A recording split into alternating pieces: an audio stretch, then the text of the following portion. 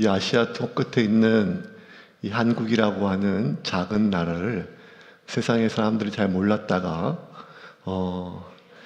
알게 되었던 역사적인 아니면 또 계기가 크게 네 번이 있다고 합니다. 한 번은 1950년도에 있었던 한국 전쟁입니다. 또 하나는 1988년도에 있었던 올림픽입니다. 그리고 또 한 번은 여러분은 믿기지 않지만 3년, 4년 전에 넷플릭스에서 오징어 게임이라고 하는 그 연작 드라마가 전 세계에서 한국 전쟁이나 올림픽보다 더 많은 젊은이들이 한국을 알게 되었고, 그 이후로 정확하게 한국에서 나가는 젊은이들보다 한국으로 들어오는 젊은이들이 구경하러 그리고 관광하러 오는 들이 많고, 최근에 전 세계에 있는 모든 어린이들이 한국을 알게 된 계기가 하나 있는데, 그것도 넷플릭스에서 하는 K-pop 데몬 헌터스라고 하는 만화 영화 때문에 이제는 10대, 20대에서 가장 힙한 나라 한국이 아니라 이제는 막 잘하기 시작하고 말하기 시작하는 어린아이들이 한국을 가보고 싶어 한다는 것입니다. 지난 추석 때 서울 가보고 깜짝 놀랐어요. 오래간만에 가서 그런지 아니면 차만 타고 다니다가 오래간만에 KTX 타고 전철을 타고 돈을 다녀서 그런지 외국 사람들이 얼마나 많은지 모르겠어요. 서울역에는 거의 외국 사람들이에요. 그리고 KTX도 외국 사람들이. 언제 이렇게 한국에 구경 왔나 싶을 정도로 그렇게 한국에 대해서 이제 사람들이 관심을 갖고, 특별히 젊은 세대들이 한국에 대해서 관심을 갖는데, 한국에 대한 많은 문화들이 지금 번역되고 알려지고 있답니다. 그 중에 하나가 뭐 컵라면, 뭐 김밥, 뭐 이런 것들뿐만 아니라 또 광화문, 뭐 이런 것들이 많이 알려지고 한글 하는데, 그럼에도 불구하고 전 세계 참 많은 사람들이 한국에 있는 문화, 정서 이런 것들을 자기 나라 말로 번역을 하거든요. 근데 정말 번역하기 어려운 한 단어가 있는데, 이거는 영어권이나 아니면 저 유럽이나 아니면 아프리카나 전 세계 공통적으로 이 한국에 있던 이 한 단어, 이거를 번역하기가 너무 어렵다는 거예요. 그게 뭔가 하면 한이라고 하는 단어입니다. 한. 그 K-pop 데몬 헌터스의 처음 시작이 이 땅에 있는 여인의 한으로 시작을 하거든요. 영화 내용은 뭐 그렇게 성경적이진 않아요. 뭐 귀신들 때려잡는 이런 이야기야. 그런데 그 한이 무엇인가? 그래서 한에 대한 이야기들이 쭉 나오면서 이 한은 어떤 단어 아니면 어떤 그 뉘앙스에 대한 설명이 아니라 지난 5,000년 동안 한민족의 삶 가운데 있었던 수많은 역사를 살펴보지 않으면, 특별히 남자들은 화가 나기보다 그 여인네들의 한, 온유월에 서리가 내리게 하는 그 여인네들의 한을 설명할 수가 없다는 거예요. 우리나라가 참 많은 외세의 침략을 받았지만 짧은 시기에 극도로 나라가 완전히 파괴할 정도로 연이었던 그 외세의 침략은 1592년의 임진왜란과 몇 년 뒤에 또 이뤄지는 병자호란입니다. 임진왜란 때는 그 일본 군들이 한국 사람들의 코와 귀를 많이 베어갔다면, 병자호란 때는 그 만주족들이 오랑캐가 한국 사람들을 잡아갔는데 상당수가 여인네들이었습니다. 기록에 따르면 적게는 한 20만 명, 많게는 한 60만 명이라고 했는데 어쨌든 절반 이상이 여인네들이었습니다. 이 땅에 왕이 그들을 지켜주지 못하고 남한산으로 도망을 갔죠. 남편들이, 오라비들이 지켜주지 못해서 여인네들이, 누이들이 그렇게 포로로 잡혀갔습니다. 하지만 즐긴 목숨 죽지 않고 어떻게든지 돌아지려고 필사적으로 도망을 쳤습니다. 압록강을 건너기 전에는 무조건 우리가 도망쳐야 된다. 압록강을 건너면 만주 땅을 지나기 전에 도망쳐야 된다. 그래서 실제로 그 만주 땅까지 잡혀갔던 사람들보다는 돌아오다가 죽임 받은 여인들이 훨씬 더 많았죠. 그럼에도 불구하고 그들은 피를 흘리며 살을 찢으며 살기 위하여, 아니 자식 때문에, 남편 때문에 자신의 고향으로 돌아왔어요. 그렇게 죽기 살기로 돌아왔던 여자들을 돌아올 환자, 고향향 해가지고 환향녀라 불렀습니다. 그런데 환향녀는 목숨을 걸고 고향으로 돌아온 여인을 높이는 말이 아니라 그 오랑캐들에게 더럽혔다고 하는, 몸이 더럽혀진 여인을 뜻하는 환향년으로 바뀌었습니다. 스스로 간 사람은 아무도 없었습니다. 스스로 위안부로 돈 벌러 간 사람이 누가 있겠습니까? 위안부는 속아서 갔지만 병자호란 때 끌려간 이 땅의 수많은 우리의 누이들과 아내들과 여인네들은 끌려갔습니다. 자식을 놓고 남편을 놓고 가족으로부터 분리된 채 끌려갔습니다. 살기 위하여 죽음보다 못한 그 수치와 모진 것을 겪고 돌아왔는데 전국에서 인조에게 상소문이 끊이지를 않았습니다. 돌아온 이 환양년과 이혼을 허락하게 해주십시오. 돌아온 이 누이를 집에서 내치게 해 주십시오. 승리하게 나라였던 이 조선은 돌아왔던 그 자신의 아내, 자신의 누이, 이 땅의 여인네들을 맞아들이지를 못하였습니다. 전국에 있는 돌아왔던 수많은 여인네들, 글씨를 쓸 수 있는 아녀자들이 언문으로 인조에게 상소문을 올리기 시작했습니다. 나는 죽을 것이다. 살고 싶어서 온 게 아니다. 그런데 마지막 내 새끼 저 산만 묵이려고, 내 형제 얼굴 보려고, 죽어도 고향에서 죽으려고 돌아왔건만 우리를 이렇게 짐승보다 못한 여자로 취급받는 이 삶을 어떻게 해야 됩니까? 당신이 임금인데 우리를 버리고 도망갔지 않았습니까? 우리를 버리고 도망갔던 우리의 남편이, 나를 지켜주지 못한 우리의 오빠가 나를 더럽고 수치스럽다고 집에서 이 땅에서 내치고 은장도를 내어주고 죽이라고 합니다. 역사 속에 비겁한 왕으로 기록됐던 인조라 할지라도 이거는 도저히 이 여인네들의 상소는 무시할 수가 없었어요. 그래서 인조가 어떻게 양쪽에 상소문이 있었어요. 하나는 사대부들이 이 여인과 이혼을 허락하고 이 며느리들을 내칠 수 있도록 허락해달라고 하는 사대부들의 상소문과, 한쪽은 언문으로 한글로 적었던 수많은 여인들의 피미친 절규였습니다. 그런데 둘 다 왕권의 기반이 약했던 인조는 어느 하나 편을 들지 못하고, 특별히 사대부를 무시할 수 없기 때문에 어떻게 했는가 하면, 저 홍제천 끝에 보면 인조가 반란을 일으키기 전에 그들이 쿠데타를 일으켰던 세력들이 모여서 금을 싣고, 그 칼을 싣고, 그리고 그 인조 반정을 꾀했던 세검정이라고 하는 곳이 있습니다. 상징적인 곳이에요. 홍제천의 끝에. 이 땅에 들어왔던 그 환학녀들은 그가 어떤 삶을 당했건 어떤 고초를 당했든 그가 누구였든지 간에 세검정에 가서, 그 홍제천에 가서 몸을 씻으면 그 어떤 남편도 그를 이혼할 수 없으며 그 어떤 가문도 그를 내치지 못하게 하라 라고 하는 인조의 그 어명이 내려져 왔습니다.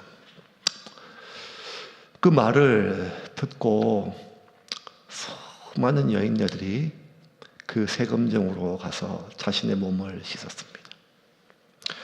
역사는 그 이후에 어떻게 됐는지는 기록되지 않습니다. 하지만 우리가 짐작하지 않겠습니까?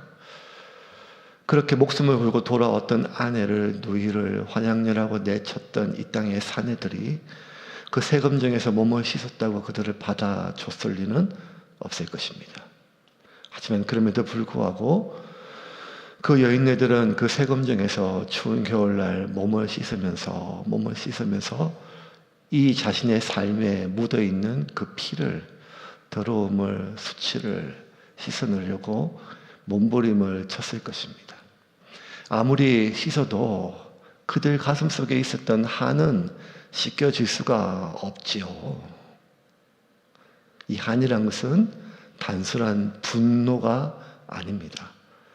화병이라고 하는 것은 너무너무 화가 나 죽는 병이 아니라 내가 죽을 만큼 화가 나지만 그 화조차 낼 수 없을 때 우리 안에 한이 되는 것입니다. 나를 환양녀라 욕하는, 나를 저렇게 부정하다고, 나를 저렇게 더러운 사람 취급하고 모욕하고 내치고 나를 수치스럽게 다시 두 번 죽이는 이 사람들은 오랑캐가 아니라, 외적이 아니라 바로 나의 남편이었고 나의 누이였고 내 나라의 왕이었기 때문입니다. 그 억울함은 이 땅의 여인네들의 한으로 대를 이어서 5,000년 역사 동안 수백 번의 외란과 호란과 수많은 전쟁들 속에서도 살아남아야 될 이유가 있는 이 땅의 여인네들의 마음속에 이 한이라고 하는 정서는 분노가 아니라, 슬픔이 아니라 억울함입니다. 나의 잘못이 아닌데 억울함.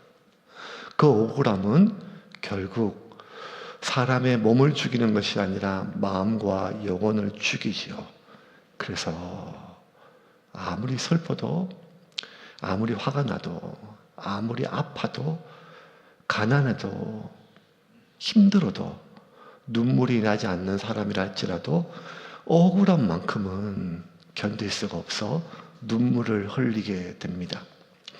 고린도후서를 우리가 지금 2년 가까이 살펴보고 있는데 이 책은 처음부터 마지막 끝까지 바울의 억울함이 곳곳에 배어 있는 정도가 아니라 철철철 흘러 넘칩니다.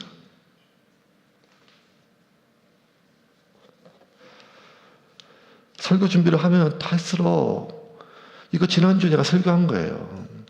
또 지난달에 설교한 거예요. 대부분 바울에 대한 오해, 돈을 착복했다, 사도의 자격이 없다, 말을 잘 못한다, 이런 억울함에 대한 바울의 호소지요. 아니, 이걸 똑같은 설교를 몇 번 한지를 몰라요. 11장에 또 동일한 이야기가 나와요. 오죽하면 제가 바울 그렇게 안 봤는데 속이 좁은 것 같다. 아니, 듣기 좋은 말도 한두 마리씩 2년 가까이 왜 했던 얘기를 또 하고 했던 얘기를 또 하고 또 했던 얘기를 또 하고, 고린도 전서에 했던 것을 고린도 후서에서, 1장에서 했던 것을 15장에서 11장에서 왜 이렇게 반복하면 되냐. 근데 이 마음을 바울이 들었는 모양이에요. 깜짝 놀랐어요. 그 마음을 가지고 설교 준비하는데 1절에 바울이 이렇게 얘기해요. 이런 나를 용납하라. 일체 같이 읽겠습니다. 본문 같이 읽겠습니다. 원하건대 너희는 나의 좀 어리석은 것을 용납하라. 청하건대 나를 용납하라. 깜짝 놀랐어요. 이 바울이 2000년 전에 내 마음을 어떻게 알았지? 여러분도 그럴 때 있지 않습니까? 오늘 설교가 어떻게 우리 집 사정을 저렇게 알고 또 나한테 얘기할까? 나에 대한 저격 설교다. 제가 몇 번 얘기했죠? 세움교회 200명이 넘는데 당신 한 사람을 위해서 이 199명을 희생할 만큼 당신이 그렇게 대단하지 않습니다. 그러니 나를 저격하는 설교로 받으면 오늘 성령이 나한테 임했다 이렇게 보시면 됩니다. 그래도 꼭 나한테 하는 설교처럼 얘기를 해요. 매주 그런 분이 저한테 꼭 있어요. 목사님, 저희 집에 몰래 카메라를 설치했죠. 남편하고 싸운 얘기를 어떻게 다 알고 얘기하냐고. 근데 바울이 딱 그 심정이 지금. 뭘 또 했던 얘기 또 하고 했던 얘기 또 하고. 왜냐하면 설교 준비가 어려우니까 했던 얘기 또 하니까. 근데 바울이 이런 나를 제발 좀 용납해 달래요. 왜? 너무너무 억울하니까요. 그래서 제가 아예 다시 한번 요약합니다. 오늘 본문에 나와 있는 바울의 억울함. 첫 번째, 바울이 딴 거는 다 참겠지만 또 참기 힘든 건 자꾸 누구랑 비교하는 거예요. 누구랑 비교해서 누구보다 못났다고 하는 거, 이거 견디기가 너무 힘든 거예요. 5절과 6절입니다. 같이 읽겠습니다. 나는 지극히 크다는 사도들보다 부족한 것이 조금도 없는 줄로 생각하노라. 내가 비록 말에는 부족하나 지식에는 그렇지 아니하니 이것을 우리가 모든 사람 가운데서 모든 일로 너희에게 나타내었도다. 자꾸 사람들이, 고린도 교인들이 누구랑 비교해서 말을 못한다, 설교를 못한다, 누구 설교가 더 낫다, 누구 찬양이 더 낫다, 누가 더 이렇게 계속 바울을 비교해서 못났다고 하는 얘기예요. 그러니까 이게 바울이 힘든데 왜 힘든가 하면 자기가 도저히 인정할 수 없는 사람과 비교해서 자기의 못남을 이야기하기 때문이라는 거예요. 두 번째는, 동전 하나 도와준 적이 없으면서도 지들의 많은 것, 지들한테 폐를 끼치고 지들의 돈을 마치 착복한 것처럼 이야기하는 이 소문들입니다. 7절과 9절, 7절부터 9절 메시지 버전을 읽겠습니다. 내가 너희를 높이려고 나를 낮추어 하나님의 복음을 값없이 너희에게 전함으로 죄를 지었느냐. 내가 너희를 섬기기 위하여 다른 여러 교회에서 비용을 받은 것은 탈취한 것이라. 또 내가 너희와 함께 있을 때 비용이 부족하였으되 아무에게도 누를 끼치지 아니하였음은 마게도냐에서 온 형제들이 나의 부족한 것을 보충하였음이라. 내가 모든 일에 너희에게 폐를 끼치지 않기 위하여 스스로 조심하였고 또 조심하리라. 이게 메시지가 아니라 개역성경인데 그 앞에 8절 보면 내가 너희를 이렇게 하면서 내가 너희를 섬기기 위하여 다른 여러 교회에서 비용을 받은 것은 탈취한 것이라. 고린도 교회에서 선교 사역할 때 바울이 지원을 받았어요. 자기가 일도 하였지만. 근데 지원받은 것 전부는 어디서 온 건가 하면 마게도냐 교회에서 온 거예요. 그 마게도냐 교회도 바울이 전도했던 소아시아 교회 중에 가장 가난한 교회였었어요. 그런데도 마게도냐 교회가 그 예루살렘에 대하여 후원하고 헌금할 때 가장 많이 하고, 그리고 바울을 끝까지 도운 것은 마게도냐 교회예요. 넉넉한 것은 고린도 교회였어요. 그러니까 고린도 교회가 넉넉하니까 이 돈 냄새를 맡고 거짓 선생들, 거짓 교사들이, 거짓 설교들이, 사기꾼 설교자들이, 종교 사업꾼들이 계속 고린도 교회에 오는 거예요. 근데 바울이 진짜 동전 하나 폐를 안 끼치려고, 왜? 안 그래도 자기를 이렇게 오해하고 폄훼하고 돈에 대해서 이렇게 헛소문을 퍼뜨리는데 자기가 전한 복음이 그 설교가 막힐까봐 바울이 얼마나 조심한 줄 몰라요. 목사들은 이런 게 있어요. 좀 화가 나고 섭섭하고 힘들고 어려워도 뭐가 좀 성도들의 마음이 관계에서 막히면 설교가 막히니까 얼마나 조심하는지 몰라요. 바울은 정말 조심했어요. 그런데 끝까지 이런 소문들을 또 퍼뜨리는 거예요. 그리고 바울이 힘들었고 억울했던 것은 자신이 가장 혐오하는 대상이 뭔가 하면 하나님을 빙자하여 돈을 버는 것들이었어요. 진리를 빙자하여 성도들의 삥을 뜯는 종교 장사꾼, 사기꾼 같은 설교자들, 말만 번지르게 하고 웃기고 울리고 늘 입만 열면 자기 자랑이면도 마치 그냥 귀에 꿀을 바른 듯이 그냥 점점 들리는 그런 설교하는 이 종교 장사꾼들, 바울이 가장 혐오했거든요. 그런데 그런 사람들과 자기를 동일시하는 것에 대해서 바울이 견디지를 못했어요. 12절과 14절 같이 읽겠습니다. 이와 관련해서 나는 내 입장을 바꾸지 않을 작정입니다.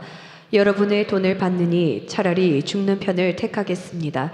나는 악착같이 돈을 모으면서도 자신들을 특별한 존재로 자처하는 설교자들과 나를 한통속으로 취급할 빌미를 누구에게도 주지 않을 것입니다. 그들은 그리스도인의 대리인 행세를 하지만 속속들이 가짜인 가엾은 패거리, 거짓 사도들, 거짓 설교자들, 부정직한 일꾼들입니다. 그렇다고 놀랄 것 같지는 없습니다. 사탄은 늘 그런 식으로 활동하고 빼어난 빛의 전사로 가장하기 때문입니다. 이렇게 자기를 비교하고 도와준 적도 없으면서 폐를 끼친 것처럼 폄훼하고 가장 혐오하는 대상들과 바울을 같은 선상에 올려놓고 비난하는 것. 바울이 참 화가 났어요. 그런데 이거 서운했어요. 화가 났어요. 황당했어요. 그런데 한이 맺힐 만큼 억울한 일은 다른 거였어요. 뭐가 한이 맺힐 만큼 억울한가 하면 이런 장사꾼들에게 돈도 뺏기고 마음도 뺏기고 철저하게 유린당하는 그 고린도 교회 성도들이 너무 억울했어요. 그 성도들을 자기를 비난하는 사람들에게 화가 날 만한데, 자기를 그렇게 폄훼하는 고린도 성도들에게 서운하기도 한데, 자기를 그런 같은 대상에 가장 파렴치한 놈들과 같은 취급받는 것이 너무너무 억울한데, 가슴에 한이 될 만큼 원통한 일은 뭔가 하면 정작 저 쓰레기 같은 사탄의 조교들한테 돈도 마음도 뺏기고 유린당하는, 그래서 삶이 무너지는, 믿음이 빼앗기는 고린도 교인들이 너무 억울한 거예요. 왜 그러겠어요? 사랑하니까 그렇죠. 사랑하니까. 가슴으로 나온 자식이니까요. 19절부터 20절입니다. 같이 읽겠습니다. 여러분은 재판석에 앉아 이 모든 사기극을 관찰하기 때문에 예상치 않게 이따금 찾아오는 어리석은 자들의 비위까지 맞춰줄 여유가 있는 모양입니다. 사기꾼들이 여러분들의 자유를 빼앗고 여러분을 이용해 먹고 여러분에게 터무니없는 돈을 청구하고 여러분을 윽박지르고 여러분의 뺨까지 때리는데도 여러분은 그들을 감탄스러울 정도로 참아줍니다. 나라면 여러분에게 그렇게 할 수 없었을 것입니다. 우리는 그런 짓을 참을 만큼 비위가 강하지 않기 때문입니다. 이단들, 교주들 정말 비상식적인 일을 하고 착취하잖아요. 그런데 이단들뿐만 아니라 버젓하게 교회라고 세워놓고도 교주 짓을 하는 목회자들이 얼마나 또 많습니까? 그런 사람들에 의해서 유린당하고 깨어지는 것을 바울이 견디지를 못하는 거예요.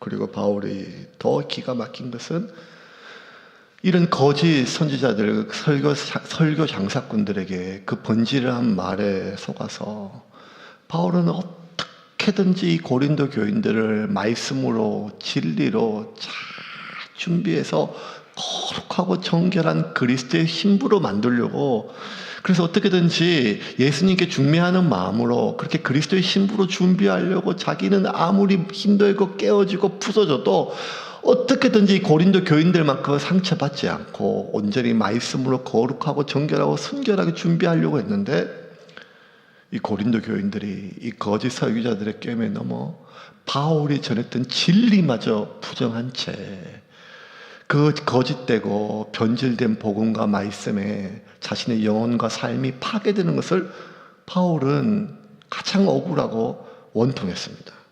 2절과 4절입니다. 같이 읽겠습니다. 내가 하나님의 열심으로 너희를 위하여 열심을 내노니 내가 너희를 정결한 처녀로 한 남편인 그리스도께 드리려고 중매함이로다. 그러나 나는 뱀이 그 간계로 하와를 미혹한 것 같이 너희 마음이 그리스도를 향하는 진실함과 깨끗함에서 떠나 부패할까 두려워하노라.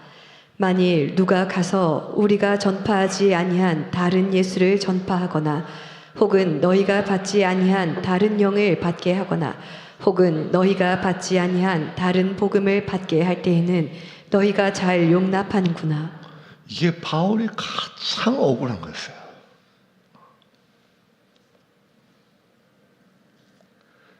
그래서 바울이 그 유명한 고린도후서 11장 22절부터 자기가 당한 고난들 있잖아요. 막 몇 번 매를 맞고 파선당하고 강도며 굶고 죽을 뻔한 모든 것들, 이거를 바울이 왜 얘기하는가 하면 내가 이만큼 고난을 당했다는 게 아니라 이 수많은 이 거짓 선교사들이, 설교 장사꾼들이 자기를 포장하고 자기를 자랑하는데 나도 한번 나를 자랑해보자 하면서 자기의 고난을 이야기를 하는 거예요. 그들의 이 그들의 자기 자랑이 얼마나 거짓되고 호황된 것인지 경각심을 불러일으키기 위해서. 그러면서 자신의 고난을 이야기하기 전에 이렇게 21절에 이야기합니다. 21절입니다. 여러분이 설교단에서 자기 자랑을 늘어놓는 자들에게 감탄을 금치 못하니 나도 자랑해 보렵니다. 이것은 어리석은 사람, 곧 여러분의 옛 친구가 하는 말이라는 것을 잊지 마십시오. 그러면서 22절부터 27절까지 바울이 자기가 당했던 그 고난들에 대해서, 그 억울함이 곳곳에 터져나온 고난들의 실제 고난들, 조금도 과장하거나 부풀리지 않았던 바울의 삶에 대해서 이야기를 합니다. 22절부터 27절까지 같이 읽겠습니다. 그들이 히브리인이냐 나도 그러하며 그들이 이스라엘인이냐 나도 그러하며 그들이 아브라함의 후손이냐 나도 그러하며 그들이 그리스도의 일꾼이냐 정신없는 말을 하거니와 나는 더욱 그러하도다. 내가 수고를 넘치도록 하고 옥에 갇히기도 더 많이 하고 매도 수없이 맞고 여러 번 죽을 뻔하였으니 유대인들에게 40에서 하나 감한 매를 5번 맞았으며 3번 태장으로 맞고 1번 돌로 맞고 3번 파선하고 일주야를 깊은 바다에서 지냈으며 여러 번 여행하면서 강의 위험과 강도의 위험과 동족의 위험과 이방인의 위험과 시내의 위험과 광야의 위험과 바다의 위험과 거짓 형제 중에 위험을 당하고 또 수고하며 애쓰고 여러 번 자지 못하고 줄이며 목마르고 여러 번 굶고 춥고 헐벗었노라. 이러고 어떻게 살아남았는지를 모르겠어요. 그런데 이게 하나하나 다 바울이 그 몸에, 뼈에, 영혼에 각인된 고통이거든요. 그런데 이러한 고통보다 가장 비교할 수 없을 만큼 더 큰 고통이 있어요. 더 큰 고통이, 가장 큰 고통이 뭐 때문에 바울이 가장 아팠는가 하면 그 27절, 방금 했던 27절까지 이 고통보다 더 큰 고통, 비교할 수 없을 만큼, 그것을 28절입니다. 같이 읽겠습니다. 이 외의 일은 고사하고 아직도 날마다 내 속에 눌리는 일이 있으니 곧 모든 교회를 위하여 염려하는 것이라. 고린도 교인들이 바울을 오해하여 마음을 빼앗기고, 그 마음을 빼앗겨서 바울이 전했던 진리를 빼앗긴 채 거짓되고 잘못된 그 사탄의 졸개들에 빠져서 마음을 빼앗기고 그들의 삶이 파괴되는 것만 생각하면 바울은 뼈가 시리고 살이 찢기는 게 아니라 영혼이 깨어졌어요. 자, 그러면 이게 바울의 삶의 고린도 교회뿐만 아니라 평생의 삶에 반복되는 일이었거든요. 그중에 고린도 교회가 좀 심했을 뿐이에요. 바울은 평생토록 자신의 몸과 마음과 영혼에 쌓여가는 이 억울함과 원통함을 어떻게 풀었을까요? 아니, 여러분에게 질문해 보겠습니다.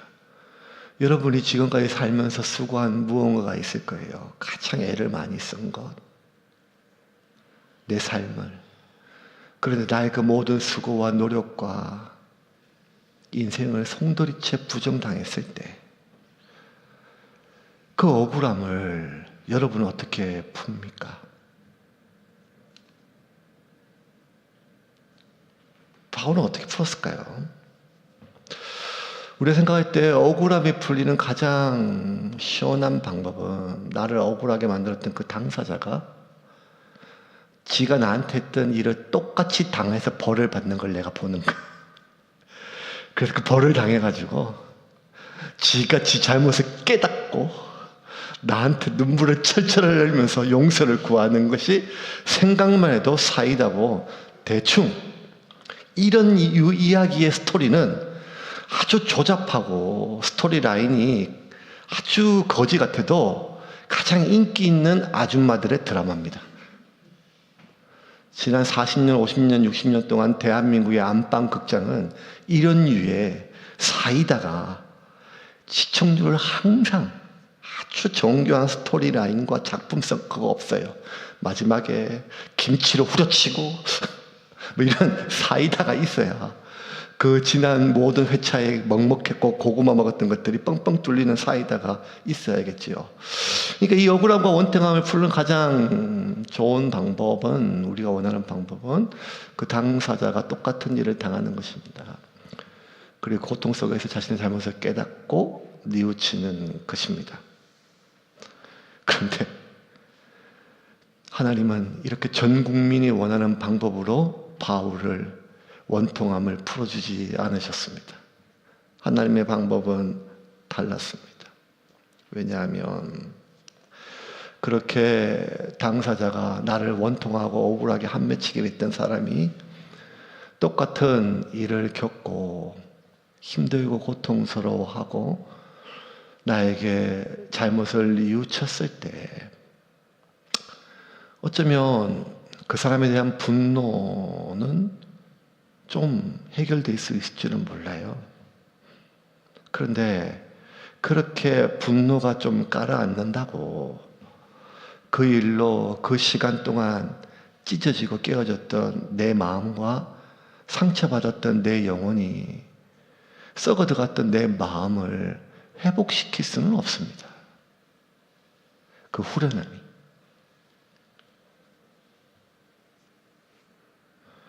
억울함과 원통함과 한으로 찢어지고 썩어진 마음과 영혼을 치유하는 유일한 것은 하나님의 위로를 받을 때입니다.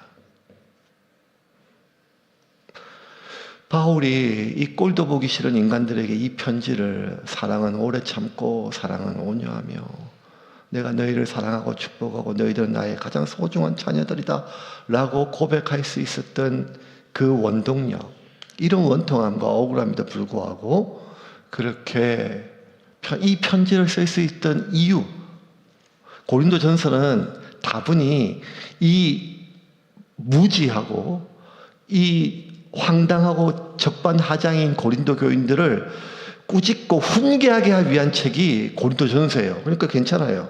그런데 고린도후서는 오히려 이런 고린도 교인들을 위로하고 그들을 감사하고 보듬는 글이거든요. 고린도전서는 자기가 얼마나 억울한지 너희가 얼마나 잘못했는지 쓸 수 있어요. 그런데 고린도후서는 쓸 수가 없어요, 바울이. 근데 바울이 고린도후서를 어떻게 쓸 수 있을까요? 이런 억울함과 원통함이 해결되지 않았음에도 불구하고 바울이 고린도후서를 쓸 수 있었던 그 원동력이 어디 있을까요? 바울은 그 힘에 대해서, 그 이유에 대해서, 그 원동력에 대해서 이 고린도후서 처음에 이렇게 적어요. 고린도후서 1장 3절과 4절 같이 보겠습니다. 찬송하리로다. 그는 우리 주 예수 그리스도의 하나님이시요 자비의 아버지시요 모든 위로의 하나님이시며 우리의 모든 환난 중에서 우리를 위로하사 우리로 하여금 하나님께 받는 위로로서 모든 환난 중에 있는 자들을 능히 위로하게 하시는 이시로다. 바울이 뭔가 하면 모든 환난, 그 환난 중에 그 억울함과 원통함과 그가 비난받고 오해받음이 있습니다.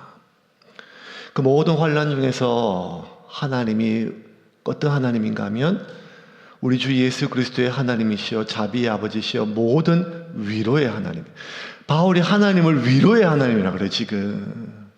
바울이 창조주 하나님이라 하지 않고 바울이 사랑의 하나님이라 하지 않고 바울이 전능하신 하나님이라 하지 않고 뭐라고 하면 위로의 하나님.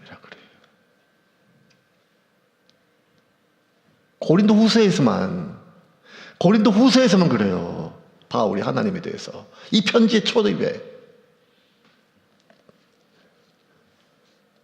에베소서 같은 경우는 창세전부터 우리를 예비하신 하나님으로 해요.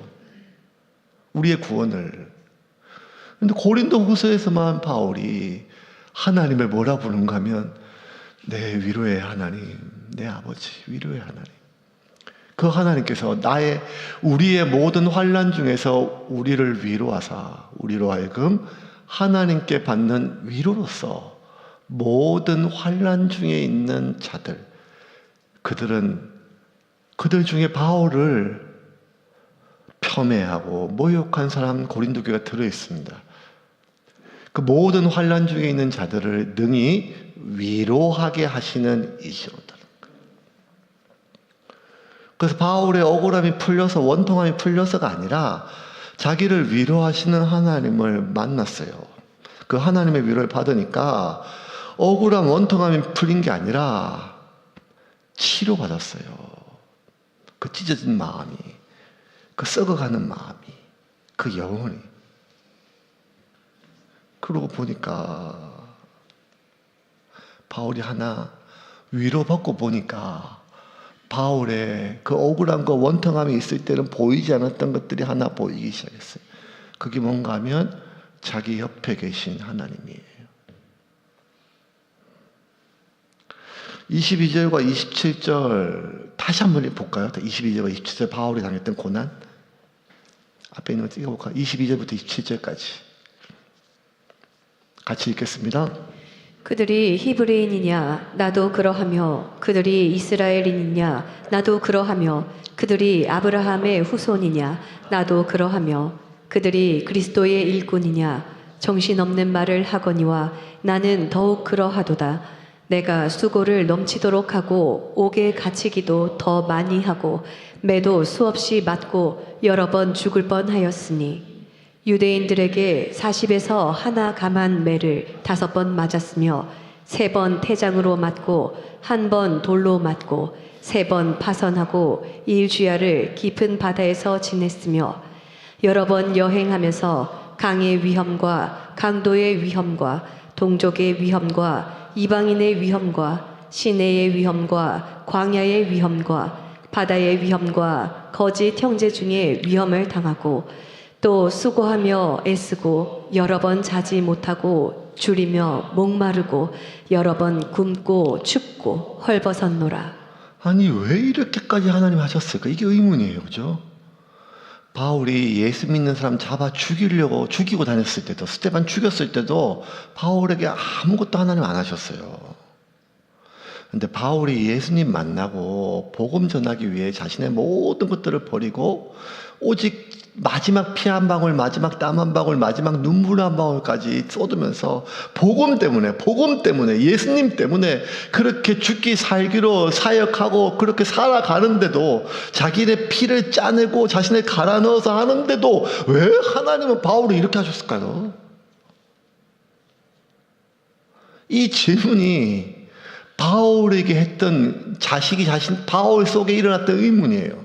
그렇게 맞을 때마다, 그렇게 굶을 때마다, 그렇게 오해를 받을 때마다, 그렇게 억울할 때마다, 원통할 때마다, 아플 때마다, 갇힐 때마다 왜 하나님은 나를 자꾸 이런 상황으로 몰고 가시느냐, 이런 의문이 있었어요.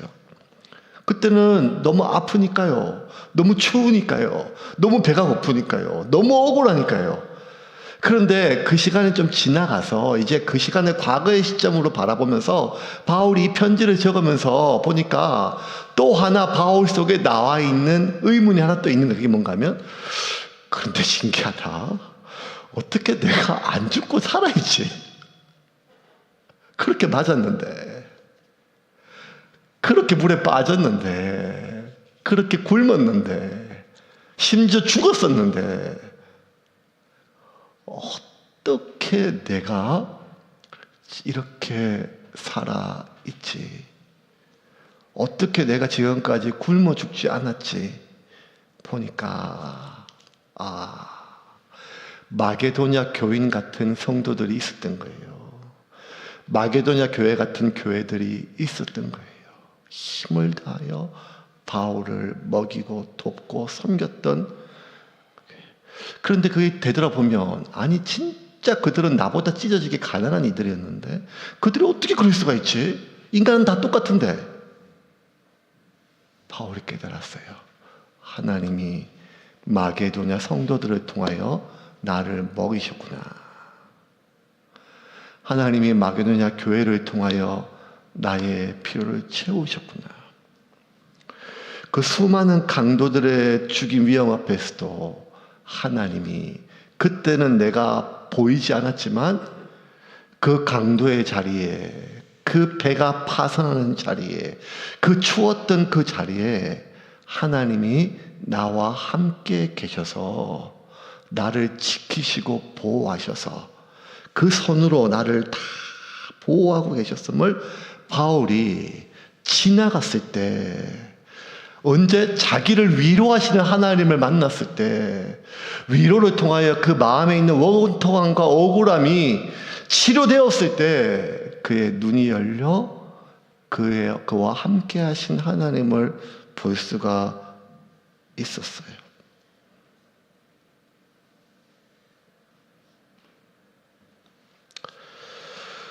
말씀을 이제 정리하겠습니다.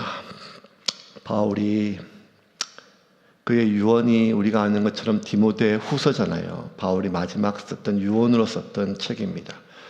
유언으로 누구한테 보냈는가 하면 자기 아들 같은 목회자 디모데에게 보내는 편지죠. 그 편지에 디모데후서의 마지막을 바울이 디모데에게 부탁하는 개인적인 부탁으로 마무리를 지어요.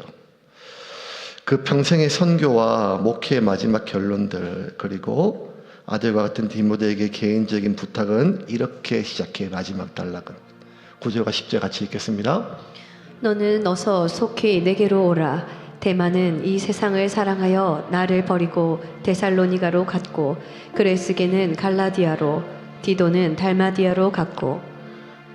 바울이 이 땅에 남겼던 마지막 기록은 사랑하라, 용서하라, 사랑을 오래 참고 모든 것을 참으며 모든 것을 믿으며 모든 것을 견디느니라, 이런 사랑이 아니라 서러움과 억울함에 대한 마음이었어요. 거기 뭔가 하면 다시 띄워줄까? 방금 구절. 디모데야, 너라도 오면 좋겠다. 대만은 이 세상을 사랑하여 나를 버리고 데살로니가 갔고, 그레스게는 갈라디아로, 디도는 달마디아로 갔다는 것. 결국 마지막까지 그렇게 목숨을 걸고 복음을 전하고 양육하고 키웠던 모든 사람들이 결국에는 나를 다 떠났다는 것. 바울이 마지막에 그 서글픈 당부는 계속 14절과 15절에 이렇게 이어져요. 구리 생업자 알렉산더가 내게 해를 많이 입혔으며 주께서 그 행한 대로 그에게 갚으시리라. 바울이 뒤끝이 있었어요. 그 중에 특별히 이 알렉산더, 그것도 구리 세공업자. 저도 마지막 목회 마치는 은퇴식 날 한 명의 이름을 뒤에 써놓고 나갈 겁니다. 바울을 본받아. 바울이 뒤끝이 있어요. 구리 세공업자 알렉산더가 내게 해를 많이 입혔다. 내가.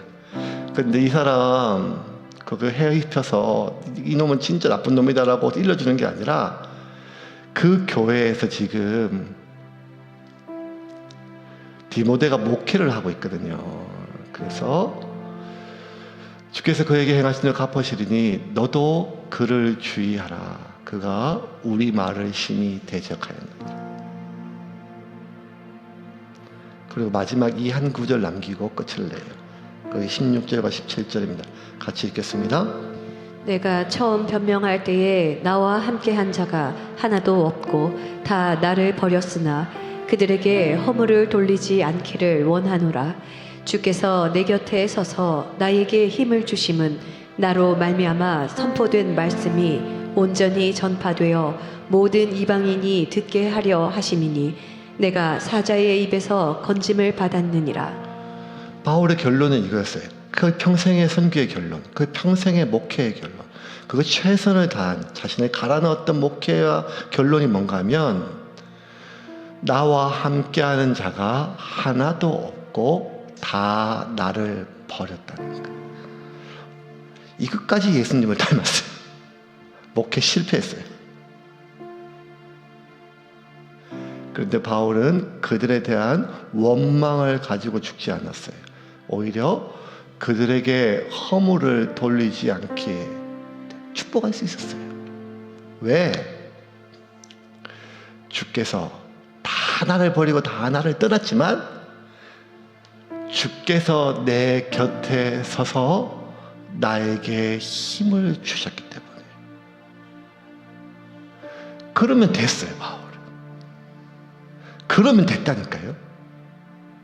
주님이 내 곁에 있음을 내가 보는 거예요. 그때는 몰랐지만 현재의 시점으로 과거를 바라봤을 때, 내가 매맞았을 때, 내가 추웠을 때, 내가 배고팠을 때, 내가 맞았을 때, 내가 폄훼당하고 모욕당하고 부정당했을 때, 그 모든 순간순간, 그리고 모든 사람이 나를 손가락질하고 나를 떠나고 버릴 때도 단 한 번도 하나님은 나를 떠난 적이 없으시고 내 곁에 서 계심을 바울이 본 거예요. 그래서 바울은 그 모든 억울함을 치유받은 게 아니라 그들을 축복하고 그의 마지막 생명을 거둘 수가 있었습니다.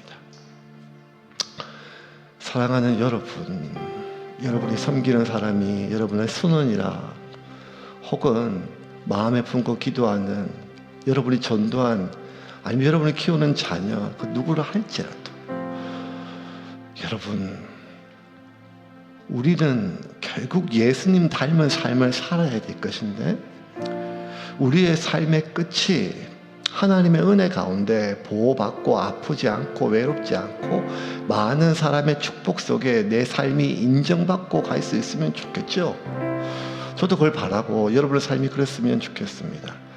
하지만 우리가 주님을 따르면 따를수록 우리의 삶은 주님을 닮을 것이고 주님을 닮으면 닮을수록 우리의 삶은 주님의 마지막과 같을 것입니다.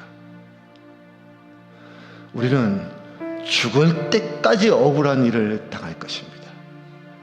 거꾸로 뜨림을 당할 것입니다. 사방의 우겨쌈을 당할 것입니다. 그러할 때 내 곁에 서신 주님을 바라보시고 그 주님으로부터 위로를 받을 수 있기를 주님의 이름으로 축원합니다. 그 주님이 여러분의 손을 붙잡고 그 마지막 길까지 우리의 삶을 인도할 것입니다. 그러니 포기하지 말고 우리가 지금까지 해왔던 일을 계속 해 갑시다.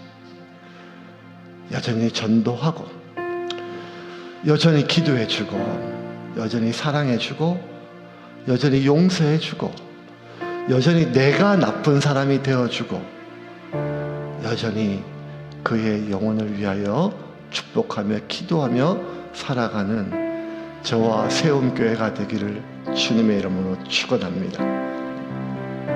그러다 너무 힘들면 저한테 전화하세요.